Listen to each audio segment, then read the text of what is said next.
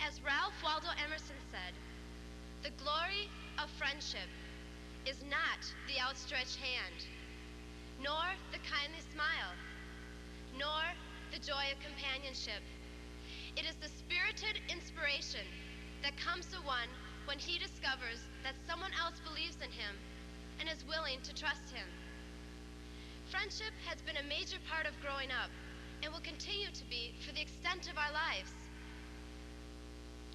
Friends have helped create who we are. They have listened to our dreams and helped establish our future pursuits we will soon be seeking.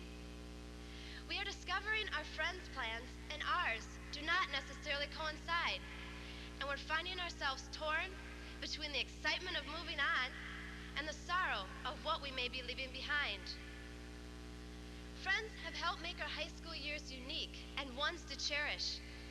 Changing with our interests, our friends have changed from year to year, season to season, and in some cases, day to day. With these changes, we have to keep in mind an old Chinese proverb. There are plenty of acquaintances in the world, but very, very few friends.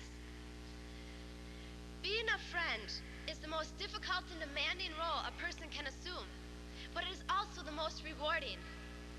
When I look back on the past few weeks, I was not concerned about obtaining those last bits of seemingly unimportant information from the frustrated teachers. No, my thoughts, along with many of yours, were with our friends, how much time we have left, and we are also afraid of the relationships that we might be losing. But we have to keep in mind what Seals and Crofts says. The love in our friendships, like the autumn sun, may seem like they're dying, but they've only just begun.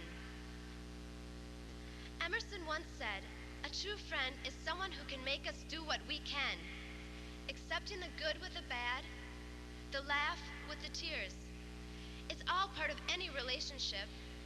Always remembering respect and individuality, we need to help build each other up and believe in each other, so in turn, we can believe in ourselves. Our friends have not only been our peers, they have also been our parents, teachers, and administrators. Each one has added his or her own wire connection to our complicated network. Try not to leave here today without saying thank you to those individuals who have helped you along the way. And that is exactly what I want to do.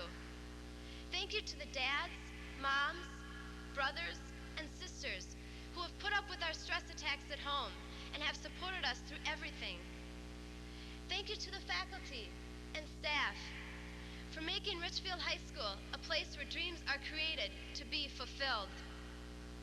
Thank you, Jesus, who is the model friend, whose footprints are beside each and every one of us every step, every day of our lives. And thank you to all my friends for being there to listen, laugh, and cry with me. Believe me, I am ready to graduate, but my eyes have filled with tears numerous times as I write in yearbooks, talk about next year, and at baccalaureate.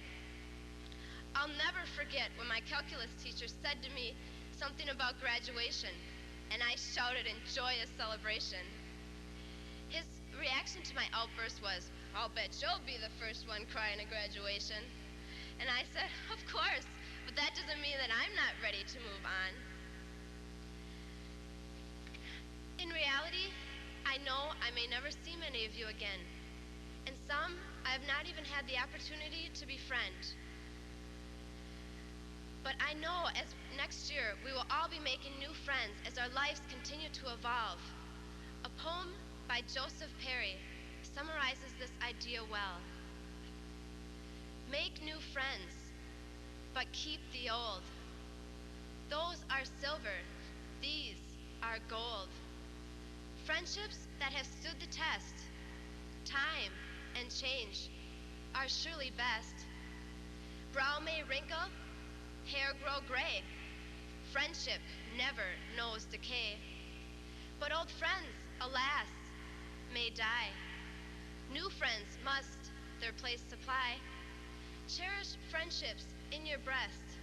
New is good, but old is best. When we return to our reunions, I hope each of you is able to say, you followed your dreams, remembered your friends, and discovered happiness. Then, and only then from your hearts, will you be able to say to those friends, in the words of Susan Polis Schultz, I haven't seen you in a while, yet I often imagine all your expressions. I haven't spoken to you recently, yet times I hear your thoughts. Good friends must not always be together. It is the feeling of oneness when distant proves a lasting friendship.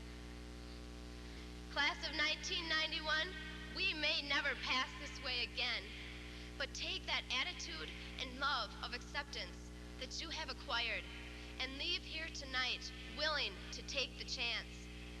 I sure hope you're ready, because it's our time to shine. The world awaits and the future is ours. Thank you.